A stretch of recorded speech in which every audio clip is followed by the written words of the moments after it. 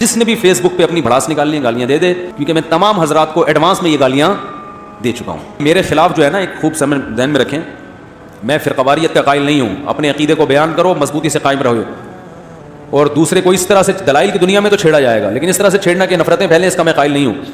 میرے نام سے جعلی ٹویٹ بنے ہوئے ہیں بہت سارے. ہر تھوڑے دن میں مفتی طارق مسعود صاحب نے یہ ٹویٹ کیا ہے، حالانکہ میں نے کوئی ٹویٹ نہیں کیا. ٹویٹر پہ میرا اکاؤنٹ ہے مگر ابھی تک میں نے اس کو استعمال نہیں کیا ہے. تو میرے نام سے فیک اکاؤنٹ، یزید کے جنتی ہونے کا میں نے کسی بیان میں نہیں کہا ہے. میرے نام سے فیک پوسٹ چلائی گئی ہے کہ مفتی طارق مسعود نے فتویٰ دیا کہ یزید چونکہ قسطنطنیہ کی لڑائی میں شریک تھا لہٰذا کنفرم جنتی ہے وہ. حالانکہ میں نے ایسی کوئی پوسٹ نہیں چلائی. نیچے لوگوں نے گالیاں لکھی ہوئی ہوتی ہیں، تو جو اس طرح کی گالیاں دے رہے ہیں تو وہ خود ہی انہی کو جا کے پڑھ رہی ہیں. ٹھیک ہے نا، وہ خود ہی انہی کو جا کے، وہ پھر وہ بوڑھی عورت والا قصہ ہے نا ملا نصر الدین کا، وہ جتنی گالیاں دے رہے تھے وہ کہتی شوپر میں آپ کو واپس. وہ بڑھیا جتنی گالیاں ان کو دیتی تھی نا، کیا ہو گیا؟ ابے بھائی جلدی بتا دیتا ہوں. ملا نصر الدین نے ایک بڑھیا کو گالی دی، کسی بات پہ لڑائی ہو رہی تھی، بڑھیا کو غصہ ہے، اس نے 4 گالیاں اور نکال دی. پھر انہوں نے ایک گالی دی، پھر اس نے 5 اور نکال دی. اب گالیوں کا مقابلہ شروع. تو انہوں نے بڑھیا سے کہا کہ دیکھ تجھے جتنی گالیاں آتی ہیں نا تو پہلے ایک دفعہ دے دے اور پھر میں دوں گا گالیاں. تو گالیوں کا مقابلہ ہوتا ہے. تو بڑھیا نے گالیاں دینا شروع کی. ان کو غصہ ہی نہیں آ رہا نا، جتنی گالیاں اس کے پاس تھیں کوئی ایک گالی بھی اس بڑھیا نے چھوڑی نہیں، اور یہ آرام سے بیٹھ کے سن رہے ہیں. سنتے سنتے جب وہ تھک گئی، انہوں نے کہا اور سوچ لے. اس نے کہا یہ والی بھی. پھر انہوں نے کہا ٹھیک اور سوچ لے تھوڑا سا، کوئی دماغ میں کوئی کونے کھانچے میں کوئی گالی ہو. پھر وہ سوچ کے لائی. جب گالیاں بالکل ختم ہو گئی نا، اس نے کہا اور کوئی گالی نہیں، اور یہ آرام سے بیٹھ کے مسکرا رہے ہیں. انہوں نے کہا جتنی گالیاں تو نے دی ہیں اور جتنی اس کائنات میں گالیاں ٹوٹل موجود ہیں ہول سیل کے حساب سے نا، وہ تمام گالیاں ایک شاپر میں اور وہ تجھے. تو اس کو غصہ آتا، وہ کہتی کمینے. انہوں نے کہا شاپر میں، یہ پہلے سے تجھے میں ایڈوانس میں دے چکا. اس نے پھر کوئی گالی نکالی، نے کہا شاپر میں. وہ جو گالی دے رہی ہے انہوں نے کہا وہ کہاں ہے؟ شاپر. وہ جا کے اس کو الٹا لگ رہی ہے اور تپ رہی ہے نا. تو میری جو فیک پوسٹیں ہیں کہ میں نے یزید کو جنتی کہا، قسطنطینیہ کی لڑائی میں شریک تھا، یا میں نے کوئی ابھی ٹویٹ کیا ہے کہ یہ قتل فلاں نے کیا ہے فلاں نے نہیں کیا، یہ سب فیک ہیں. میں نے ایسا کوئی تبصرہ نہیں کیا. اور اس بیس پہ جتنے لوگ مجھے گالیاں دے رہے ہیں، یہ تمام گالیاں شاپر میں، یہ والی بھی اور اس کے علاوہ بھی کائنات میں جتنی گالیاں ہیں وہ تمام کی تمام ان کو. اب جو بھی مجھے گالی دے گا وہ شاپر سے گھوم کے واپس اسی کے پاس جا رہی ہے. ہمیں ٹینشن نہیں ہو رہی، ہم ملا نصیر الدین کی طرح آرام سے سکون سے بیٹھے ہیں. تو جس نے بھی فیس بک پہ اپنی بھڑاس نکالنی ہے گالیاں دے دے شاپر میں واپس جا کے کیونکہ میں تمام حضرات کو ایڈوانس میں یہ گالیاں دے چکا ہوں. صحیح ہے نا؟ اب آپ کہیں ممبر پہ بیٹھ کے گالیاں دے رہے ہو، گالیاں نہیں دے رہا، ریورس کر رہا ہوں، پارسل کر رہا ہوں. پارسل کا مطلب شاپر میں ہول سیل کے حساب سے رکھ دی ہم نے. اب آپ نے اس میں سے جون سی گالی نکال کے اپنے آپ پہ لگانی ہے، آپ خود، آپ کی چوائس ہے. زیادہ بری گالی دیں گے تو اپنے آپ کو زیادہ بری گالی لگے گی، ہلکی دیں گے تو ابھی آپ کی چوائس ہے. آپ اس شاپر میں سے کتنی گالیاں لے کے اپنے اوپر، اور اس کلپ کے بعد دیکھنا کتنی گالیاں آئیں گی. تو جتنی بھی آئیں، جس قسم کی بھی آئیں، وہ شاپر میں گھوم کے واپس جا رہی ہیں. مفتی صاحب، میں نے ایک شیعہ عالم کے شارٹ کلپ میں سنا کہ اس نے حضرت علی کا مقام، اس کے نزدیک حضرت علی کا مقام تمام انبیاء سے افضل ہے. شیعوں کے اس بارے میں مختلف قسم کے بیانات ہیں. جس خطیب کی تقریر سنو گے اس کی عقیدہ دوسرے سے مختلف ہوگا. تو وہ ان کا مسلک ہے. مفتی رفیع عثمانی صاحب کا بیان آیا تھا نا، اپنے مسلک کو چھیڑو نہیں دوسرے کو، اپنے مسلک کو چھوڑو نہیں دوسرے کو چھیڑو نہیں.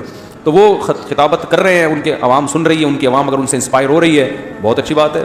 لیکن قیامت کے دن اللہ آپ سے یہ سوال پوچھے گا، آپ سے سوال پوچھے گا کہ دیکھو عقیدے کے معاملے میں کسی کی تقلید نہیں ہے، اس میں ڈائریکٹ قرآن سے آپ کو رہنمائی لینی پڑے گی. جو ہدایت کی بنیادی اصول ہے نا، اس میں آپ کو کسی مسلک کی پیروی کی اجازت نہیں ہے کہ میں فلاں مسلک کا ہوں تو میں قرآن کو اس مسلک کے حساب سے سمجھوں گا. نہ نہ نہ، قرآن میں جو بنیادی عقیدے کی باتیں ہیں ان پہ کسی مسلک کی چھاپ بولو بھائی نہیں. عقیدہ توحید ہے، عقیدہ رسالت ہے، کائنات کا وجود، انبیاء کا تذکرہ.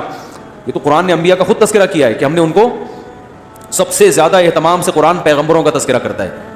تو اس سے پتہ چلتا ہے قرآن کی نظر میں پیغمبروں کا مقام سب سے اونچا ہے. بہت زیادہ اہتمام سے قرآن نے پیغمبروں کا تذکرہ کیا ہے. تو اس میں ہاں جو فروعی مسائل ہوتے ہیں، نماز، کیونکہ قرآن میں نماز کی تفصیل نہیں ہے تو اس میں پھر حدیث ہے، پھر حدیث میں بھی پوری تفصیل نہیں، پھر فقہا کی طرف جاتے ہیں. تو اس میں انسان کہتا ہے یار میں اس مسلک کو فالو کرتا ہوں، ان کی رائے یہ ہے قرآن و سنت کی روشنی میں، فلاں کی مسلک کی رائے قرآن و سنت کی روشنی میں، یہ اور قرآن و سنت دونوں پہ برابر روشنی ڈال رہا ہوتا ہے. صحیح ہے نا, دونوں چیزیں قرآن و سنت سے مل رہی ہوتی ہیں. لیکن جو بیسک چیزیں ہیں ان میں کوئی مسلک نہیں ہے. ان میں آپ یہ کہہ کے کہ میں سنی ہوں تو سنیوں کا قرآن یہ والا تھا تو میں یہ والے پہ جاؤں گا اور شیعوں کا یہ والا تھا, نا نا نا نا. قرآن اللہ کی کتاب ہے. اللہ کہے گا جب اس میں صاف صاف میں نے لکھا ہوا تھا تو اس کو فالو کیوں نہیں کیا. تو لوگوں کو قرآن کو لوگوں پہ نہیں پرکھا جائے گا بلکہ لوگوں کو قرآن پہ. تو آپ اپنے ذاکروں کی یا اپنے مولویوں کی تقریروں کو قرآن پہ پرکھیں گے کہ ان میں کون ایسا ہے جو قرآن کے حساب سے بات کر رہا ہے اور قرآن سے ہٹ کے بات کر رہا ہے. تو جو ہٹ کے بات کر رہا ہے اس کو فالو کرنے کی آپ کو اجازت نہیں ہوگی. مفتی صاحب میں نکاح کرنا چاہتا ہوں, مجھے زنا کا ڈر لگا رہتا ہے کہیں گناہ نہ ہو جائے, لیکن مجھے گھریلو مسائل نکاح کرنے سے روک رہے ہیں, میں کیا کروں. کر لو. جہاں اتنے مسائل ہیں ایک مسئلہ اور ہو جائے گا. کیا خیال ہے؟ پھر ان سارے مسائل ہول سیل کے حساب سے حل کرنا پھر, ٹھیک ہے نا. جہاں اتنے سارے مسائل ہیں ایک ٹینشن اور پالو, پھر ٹینشنیں بہت زیادہ ہو جائیں گی تو پھر ہول سیل کے حساب سے ان کا حل تلاش کرو. ایسا حل تلاش کرو کہ ساری ٹینشنوں کا ایک ہی حل. اس کا حل یہ ہے کہ حبیب بینک کی بلڈنگ پہ کھڑے ہو کر سلام لگا. یہ حل نہیں ہے, اس کے علاوہ بہت سارے حل. نکاح سے کبھی نہ رکو. دیکھو جب روٹی تو کھانی ہے نا, بھوک لگے روٹی کھانی ہے. اب اس میں آدمی سوچتا ہے کھانے کے بعد پھر جب مجھے نیند آئے گی تو سونے کی جگہ تو کہیں ہے نہیں, سر بھاری ہو جائے گا, پھر بیت الخلاء کا تقاضا بھی ہوگا تو واش روم کا انتظام تو ہے نہیں. وہ بھائی کھا لے, اس کے بعد جب یہ ساری چیزیں ہوں گی تو پھر دیکھیں گے کیا کرنا ہے, ٹھیک ہے نا. پھر ہو جاتا ہے نا, کیسے بھی مسائل ہوں, سفر میں ہوں, واش روم دور دور کے بھی نہیں ہیں, ڈرائیور کے سر پہ جا کے بیٹھ جائے گا, ابے روک, ہوتا ہے کہ نہیں ہوتا. اب اس چکر میں کھاتا ہی نہیں ہوٹل پہ کہ یار اگر واش روم کا تقاضا ہوا تو پتہ نہیں ڈرائیور روکے نہ روکے, قیام و طعام 5 کلومیٹر دور ہو اور میری جو واش روم کی اسپیڈ ہے وہ صرف 1 کلومیٹر رہ گئی ہے برداشت کی قوت, اور قیام و طعام کہاں ہے 5 کلومیٹر. یہ چیزیں سوچ کے کبھی کسی نے دیکھا کہ کھاتا نہ ہو. او بھائی جب بھوک لگ رہی ہے تو کھانا تو ہے, پیاس لگ رہی ہے تو پینا تو ہے, پیشاب کا سوچ سوچ کے. اور آپ کو پتہ ہے سفر میں واش روم بھی صاف نہیں ملتے. جو نفیس طبیعت کے لوگ ہیں ان کے لیے تو واش روم میں جانا ایک بہت بڑی ٹینشن ہے, لیکن پانی پھر بھی دبا کے پیتے ہیں وہ. کوئی بات نہیں یار, دیکھا جائے گا, دیکھا جائے. ہمارے دوست نے بتایا اپنا واقعہ, کہہ رہے ہیں میں گاڑی میں ٹریفک میں پھنس گیا بیچ میں اور پیشاب آ رہا تھا بہت اسپیڈ کے ساتھ. اب ٹریفک میں نا کراچی میں بیچ روڈ میں پھنس گئے. اب میں بتا رہا ہوں کہ آپ شادی کر لیں, مسائل کا حل نکل آئے گا. اس پہ یہ واقعہ بتا رہا ہوں کہ جب پھنستا ہے نا آدمی تو کچھ نہ کچھ حل تلاش کرتا ہے. اب بیچ روڈ میں انتہائی اسپیڈ کے ساتھ انہوں نے بتایا کہ مجھے پیشاب آنا شروع ہوا. اچھا ہیں بھی وہ بڑے لہیم شہیم نا, قداور, ایسا بھی نہیں ہے کہ سیٹ کے پیچھے کہیں وہ سب نظر آ جائیں گے وہ. تو کہہ رہے ہیں کہ اب میں گاڑی بیچ میں روک کے کہیں جا بھی نہیں سکتا کیونکہ وہ تو ساری دنیا مارے گی. اب پہلے ٹریفک جام ہے تو نے بیچ روڈ پہ گاڑی کھڑی کر دی, سائڈ پہ کہیں جگہ نہیں ہے گاڑی لگانے. کہہ رہے اتنی ٹینشن میں آیا, اب دماغ چلنا شروع. کہہ رہے ہیں ایک آدمی گاڑی روک کے نا آگے گاڑی کے پاس گیا, یار پینے کا پانی ہے آپ کے پاس؟ پینے کا نہیں ملا. دوسری گاڑی, ایک گاڑی سے پینے کا پانی مل گیا. یہ کہتے ہیں پیشاب کی بوتل ہے آپ کے پاس؟ لوگ رکھ کے تھپڑ مارتے نا. دیکھو مسائل کا حل نکل رہا ہے کہ نہیں نکل رہا. تو اس نے کہا کہ بھائی یہ ہاں پانی پینے کا ہے. کہتے ہیں میں بہانے سے بوتل گاڑی میں لے آیا کہ ابھی میں دیکھتا ہوں. کہہ رہے میں نے اس کا پانی دائیں بائیں دیکھا, کوئی دیکھ تو نہیں رہا, اور پانی پھینک دیا سارا. بوتل میں پیشاب کیا محترم نے, اور بوتل پہ ڈھکن لگا کے ٹائٹ اس کو کس دیا. اور کہہ رہے ہیں جیسا ہی موقع کہیں نظر آیا نا, کوئی دیکھ تو نہیں رہا, جب رش ختم ہوا تو وہ بوتل باہر پھینک. مسائل کا حل نکلا کہ نہیں نکلا؟ اب وہ کہتے ہیں چونکہ کراچی میں ٹریفک بھی ہو سکتا ہے, روڈ جیم بھی ہو سکتا ہے, قریب میں ممکن ہے واش روم نہ ہو, لہذا پانی نہ پیو. تو پیاس کی جو ٹینشن ہے وہ برداشت کرنا کتنا مشکل کام ہے. ایسے ہی چھڑے چھاٹ کے لیے بیوی کے بغیر زندگی گزارنا وہ اس سے بھی زیادہ مشکل کام. ہر وقت شہوت سے دماغ خراب ہوتا ہے, گناہ کے خیالات آتے ہیں, صحت برباد ہوتی ہے. تو بھائی یہ تو کرنا ہی ہے, نکاح تو کرنا ہی کرنا ہے. جب سر پہ پڑے گی تو ٹینشنوں کا حل انشاءاللہ پھر تلاش کریں گے. اور پھر سنجیدگی سے تلاش بھی کرتا ہے آدمی. جب گھر میں تانے ملتے ہیں نا بیوی کی طرف سے, پھر آدمی سنجیدگی سے جواب تلاش کرتا ہے. اچھا بھائی, ان میں سے کسی غیر مسلم کو نہیں دینا چاہیے, اور کیا دینا چاہیے؟ زکوٰۃ, خیرات, فطرہ, صدقہ, قربانی کا گوشت. زکوٰۃ اور فطرہ نہیں دے سکتے غیر مسلم کو. باقی خیرات, صدقہ, قربانی کا گوشت, ہدیہ, یہ چاروں چیزیں غیر مسلم کو بھی دی جا سکتی ہیں. مغرب کی نماز پڑھنے مسجد میں آیا, نیت بھی مغرب کی تھی مگر غلطی سے زبان سے عشاء کا لفظ نکل گیا, تو کیا نماز ہو گئی؟ ہو گئی, کیونکہ دل کی نیت کافی ہے. دل میں اگر مغرب ہے تو زبان پہ عشاء ہونے سے کوئی فرق نہیں پڑتا. بیوی بچے انتقال کے بعد سارا سامان لے کر چلے گئے اور وہ سامان بیوی کی بہن استعمال کر رہی ہے, کیا یہ جائز ہے؟ بیوی کے انتقال کے بعد, اچھا بچے سارا نہیں بھائی, جتنا بھی سامان ہے بیوی نے جو چھوڑا ہے اس میں وراثت جاری ہوگی. شوہر کا اس میں چوتھائی حصہ ہے, باقی سب وراثت میں تقسیم کریں. یہ سارا سامان اٹھا کے لے جانا صحیح نہیں ہے. بیوی کا مہر اگر ذمہ میں رہ گیا, اس کا انتقال ہو جائے تو کیسے ادا کرنا ہوگا؟ وراثت, وہ مہر جو ہے وراثت میں شامل ہو جائے گا. اپنا چوتھا حصہ اس میں سے کاٹیں, 3 حصے اپنی بیوی کے بچوں کو یعنی اپنے بچوں کو دے دیں, وہ ان کا حصہ ہے. کیا روح جمعرات کے دن گھر میں واپس آتی ہے یا نہیں؟ روح کو پتہ ہی نہیں ہوتا بھائی آج جمعہ جمعرات ہفتہ ہے کیا ہے. ایک خاتون اینکر نے سوال کیا کسی مولانا سے کہ آج کل ریپ کے سین بہت ہو رہے ہیں, اس کی کیا وجہ؟ انہوں نے کہا جب آپ جیسی عورتیں لباس میں باہر نکلیں گی تو ریپ تو ہوگا. کیا انہوں نے درست کہا؟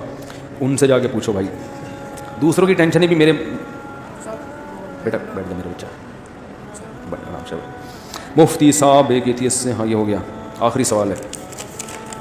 میرے والدین نہیں, میری ایک بڑی معذور بہن ہے جن کی میں خدمت کرتی ہوں, کیا میں ان کی خدمت چھوڑ کر شادی کر سکتی ہوں جبکہ دوسرے بہن بھائی ان کی خدمت سے قاصر ہیں؟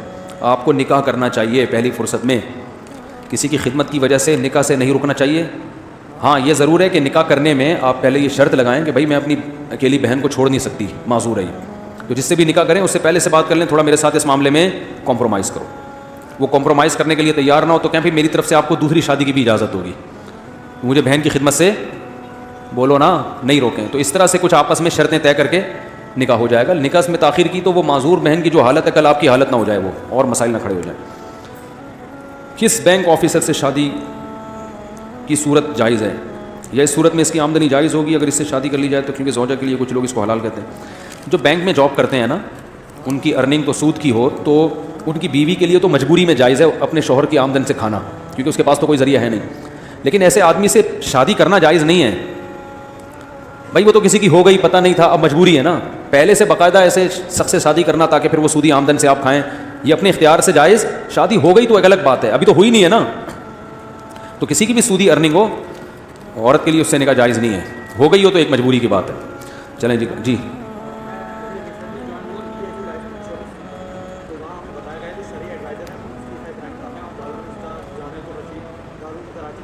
لائف انشورنس میں جائز نہیں ہے بھائی, سب علماء کے نزدیک حرام ہے. آپ وہ تکافل میں گئے ہوگے, وہ فتوے جھوٹے ہیں, فیک ہیں. ہاں جیسے میرے نام پہ اکاؤنٹ فیک بنے ہوئے ہیں نا. جی جلدی سے آخری سوال ہے بس ان کا, اس میں بھی ضروری ہے. ہاں فولڈ کرنا ضروری ہے اس کو. وہ غلط کہتے ہیں, غلط کہتے ہیں, اس کی کوئی دلیل نہیں ہے. ٹھیک ہے جی بیٹا جلدی سے. دیکھو جو میں دعا آپ کو بتاؤں گا نا تو وہ دعا بھی تو یاد ہی کرنی پڑے گی نا آپ کو. ان کو کچھ یاد نہیں ہوتا تو کہہ رہے ہیں ایسی دعا بتا دیں کہ یاد ہو جایا کرے. تو جب میں دعا بتاؤں گا وہ بھی تو یاد ہی کرنی پڑے گی نا, پھر پڑھیں گے. تو جتنی دیر میں وہ یاد کریں گے اتنی دیر میں وہ یاد کر لیں جو کرنا چاہ رہے ہیں. بس بیٹا محنت کرو گے تو یاد ہو جائے گا, ٹھیک ہے نا, اور کوئی اس کا حل نہیں ہے. بادام کھاؤ, محنت کرو.